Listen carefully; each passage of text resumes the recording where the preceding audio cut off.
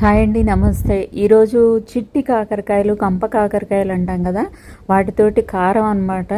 ఇది ఎప్పటి నుంచో మా ఇంట్లో చేస్తుంది. ఈ కాంబినేషన్తో చేస్తే అద్భుతం అన్నమాట. ఎవ్వరు వదిలిపెట్టరు, మళ్ళీ మళ్ళీ ఇదే తినాలనిపిస్తుంది. చూడండి ఎలా చేయాలో.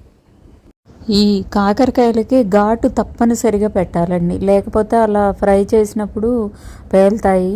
కంపల్సరీ ఘాటు పెట్టి వేయించుకోవాలి. లోపల కూడా చక్కగా వేగుతుంది అనమాట, పచ్చిగా లేకుండా. కొంచెం కూడా చేదు ఉండదన్నమాట. ఇలా కంపల్సరీ మీరు ట్రై చేసి చూడండి.